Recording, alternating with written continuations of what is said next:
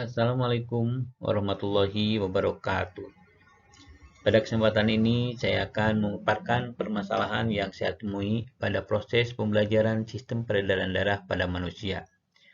Pada kesempatan ini juga, saya akan memaparkan beberapa solusi yang bisa kita ambil untuk menyelesaikan permasalahan tersebut.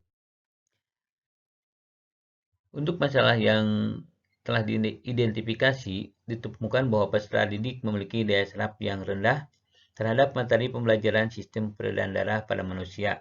Dan ini diberikan pada kelas 11 MIPA.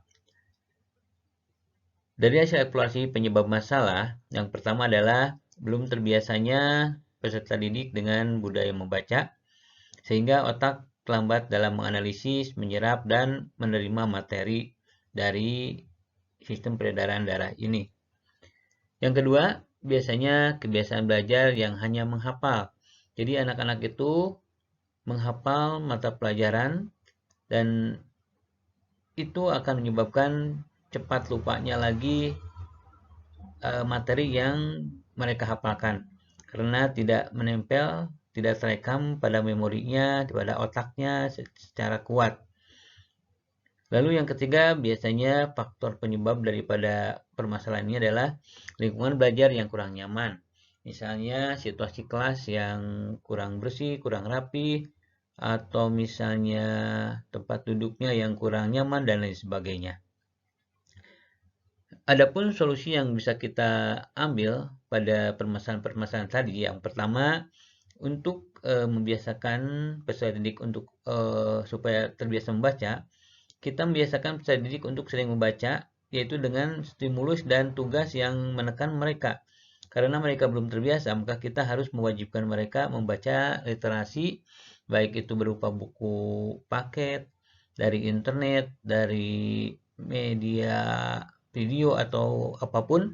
Yang jelas, informasi-informasi tentang sistem peredaran darah ini harus banyak masuk merespon terhadap memori anak-anak atau peserta didik. Yang kedua adalah mengkondisikan peserta didik untuk belajar bermakna, yaitu belajar yang banyak menggunakan alat indera sebagai alat penerima rangsang, tidak hanya mengandalkan salah satu alat indera saja. Biasanya kita harus mencari model pembelajaran yang interaktif dan menarik sehingga siswa bisa mengikuti pembelajaran yang bermakna dan diharapkan dapat memperkuat perekaman informasi-informasi pada memorinya. Dan untuk ketiga adalah menanggulangi penyebab masalah yaitu tentang lingkungan belajar.